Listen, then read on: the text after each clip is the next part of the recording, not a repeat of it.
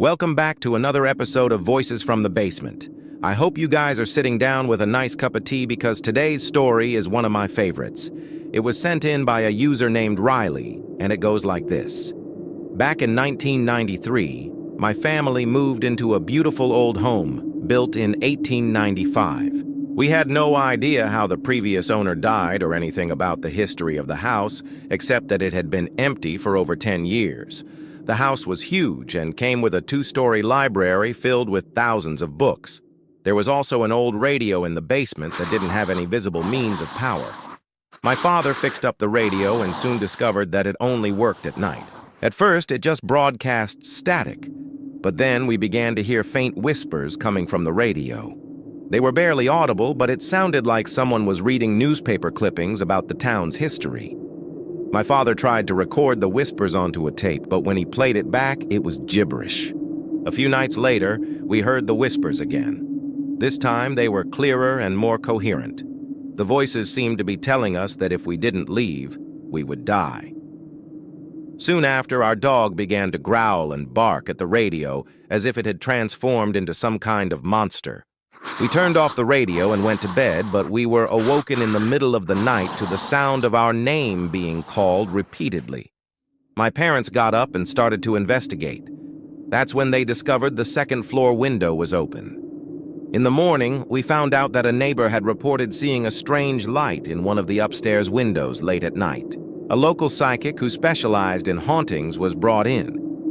She told us that the house had a very dark history and that many people had died there. Apparently, the people who built the house had made their fortune by exploiting others, and they even had a connection to some of the worst serial killers in America. Over the years, several people had tried to remove the radio, but it always came back. The psychic said that the radio was a portal that allowed the spirits to communicate with whoever was living in the house. She told us that the only way to stop the whispers was to send the spirits back through the portal. That night, we gathered around the radio with the psychic, and she began to chant. Suddenly, the room began to shake, and the radio began broadcasting at full volume. The psychic screamed and ran from the room. My parents and I looked at each other in disbelief as the room began to levitate. We all agreed that we couldn't stay there another night. We left the house immediately and never looked back. To this day, none of our belongings have been moved from the house, including thousands of dollars worth of furniture and collectibles. I'm curious what you guys think. Do you believe the story? Let me know in the comments below.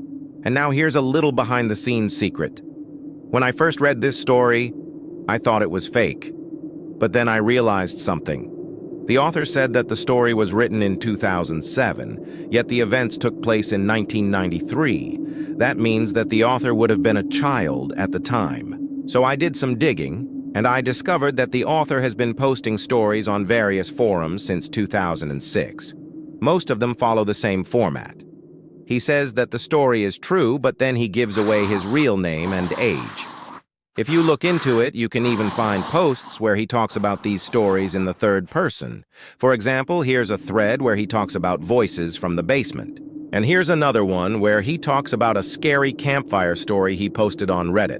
It's safe to say that this guy is definitely a pathological liar. But that doesn't change the fact that his stories are still entertaining. Thank you so much for watching. If you enjoyed this episode, please leave a like and subscribe.